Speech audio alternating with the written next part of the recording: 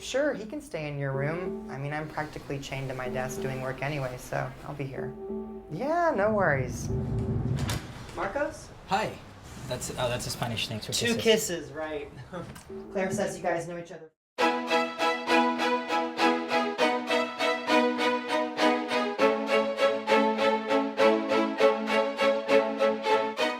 Una cosa que pasó, yo creo, es que como era mi primera película, tenía muchas cosas que contar.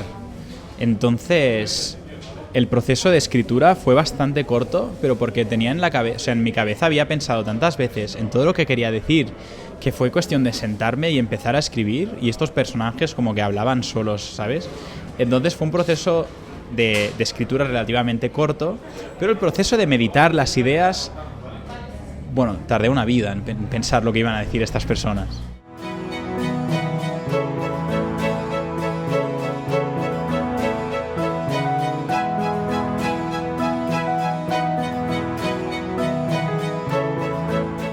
Pues empiezas escribiendo un guión pensando en las limitaciones.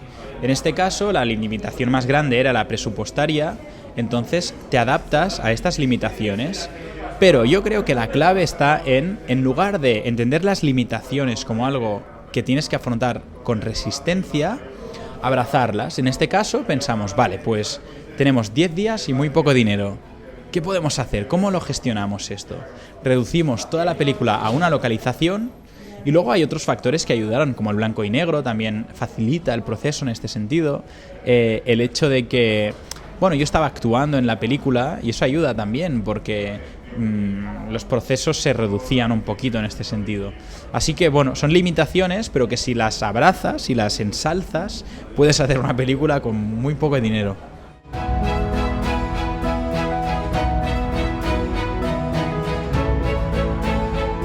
Las dos. El blanco y negro empieza como una limitación técnica, por así decirlo, pero después lo que tienes que hacer con las limitaciones es buscar una historia que funcione con esa limitación. Entonces, el hecho de contar una película de dos personajes en un solo espacio, con muchas veces opiniones complementarias, funcionaba muy bien en blanco y negro, porque podías usar la luz y la sombra con esa misma finalidad. Entonces, son las dos. Por un lado, nos benefició a efectos prácticos. Por el otro, la historia se podía contar en blanco y negro.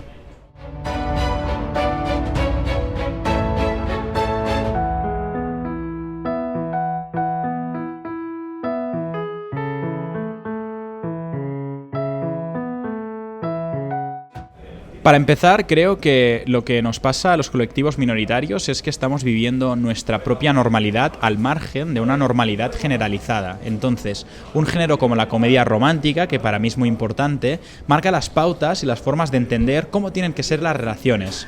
Una película como Notting Hill te dice cómo tiene que ser una historia entre un hombre y una mujer. ¿Qué pasa? Que a lo largo de la historia, como no ha habido muchas películas que sean comedias románticas con personajes gays, no tenemos un código cultural, no tenemos una forma de afrontarlo y nos inventamos nosotros el que más o menos pues podemos, ¿no? Lo que surge. Entonces, dentro de esta idea de definir nuestras propias normas, yo no sé explicar muy bien por qué nuestro colectivo las define de una forma u otra. En cualquier caso, lo que me interesaba hacer con la película era empezar un diálogo, abrir un diálogo y hacerlo accesible a todo tipo de públicos para que vuestra conversación pues se expanda un poco más dentro de, no sé, yo esta conversación la tengo en el bar, pues la he llevado a los cines.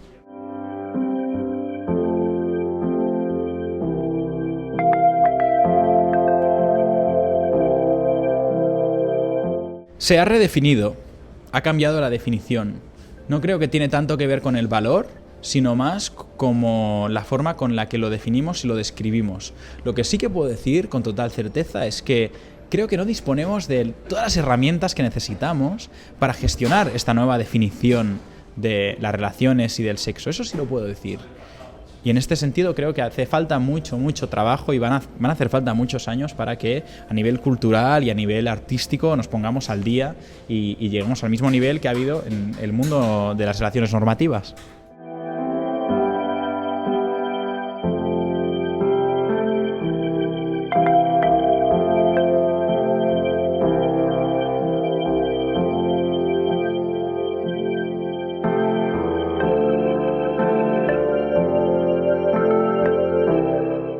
Bueno, sí, claro está que hacerlo va a incomodar a algunas audiencias, que de repente dos hombres se pongan a hablar de sexo no normativo, seguro que a alguien le genera cierta distancia, pero también creo que está en las manos de los cineastas y las cineastas jóvenes abrir este camino, ¿no? Y en este proceso también, pues, redefinir un imaginario que se nos ha negado, que no hemos tenido, ¿no? Por ejemplo, que un personaje utilice el gag de la lavativa con otro con un recurso un poco como romantizado. Yo pensaba que era importante, porque en el fondo así es como yo vivo la sexualidad. ¿Y por qué no va a ser mi sexualidad igual de romántica y igual de cheesy, dicen en inglés, que una pareja heterosexual? Entonces, bueno, seguro que va a generar cierto distanciamiento, pero para eso somos jóvenes y resilientes, ¿no? Para meter un poco de caña.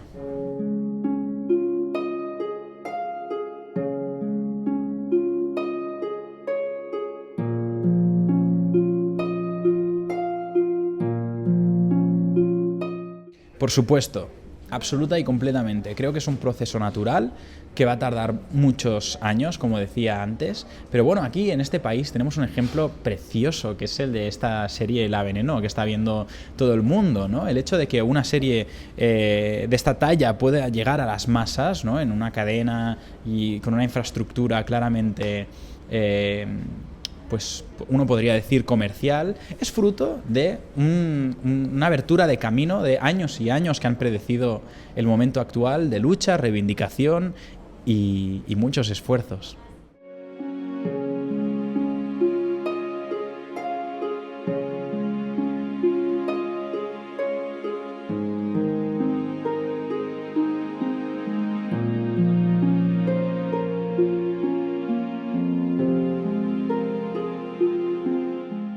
La vivimos a resistencia y la vivimos en una especie de estado de lucha constante. Es muy difícil vivir y sobrevivir del cine ahora mismo. Yo diría que es una cuestión estatal, que no solo en Cataluña. La vivimos con...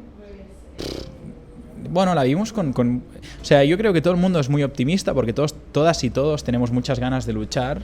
Pero me encanta que hagas esta pregunta porque la situación no es favorable, es difícil. Por ejemplo, yo me canso de oír la frase de no vas a poder vivir del cine solo. Y pienso, ¿pero por qué hemos asumido esto? Porque esto es la normalidad, lo de no poder vivir del cine.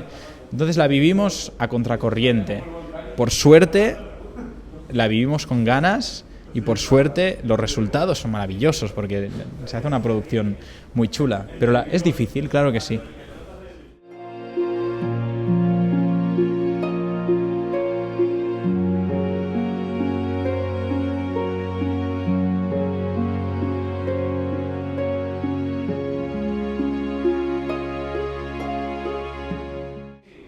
Yo creo que el consumo audiovisual está en aumento, está subiendo, y no solo lo creo, lo sé. Cada vez consumimos más imágenes, porque consumir stories en Instagram también es consumir imágenes. Entonces, esto es un dato, que el consumo de imágenes está en aumento. Las formas de exhibición están cambiando. El momento de crisis actual es trágico para las salas de exhibición, y esto va a suponer un cambio, y cuanto antes lo asumamos, mejor. Va a haber una transformación muy fuerte y creo que como cineastas, nuestro deber es buscar la mejor forma de adaptar las historias a esta transformación, porque está ocurriendo, para bien o para mal. Yo no la juzgo, no puedo decir si está bien o mal, pero que está pasando es así.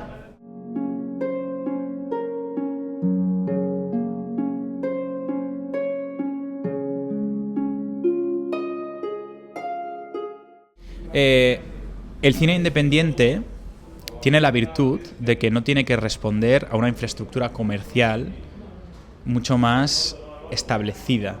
Entonces hay un poco más de libertad en este sentido, lo cual nos puede permitir optar por otras formas de distribución, como pueden ser plataformas o directamente pues, otras formas de distribución.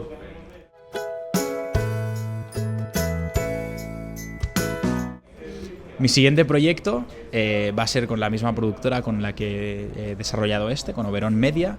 va a ser una película que vamos a rodar en Barcelona. La fecha prevista de rodaje aún quedan unos años, está en actual estado de desarrollo y tengo muchas ganas de rodar esta película porque supone una clara evolución de lo que ha sido esta primera película. You wouldn't get it. Why wouldn't I get it? Well, you clearly don't.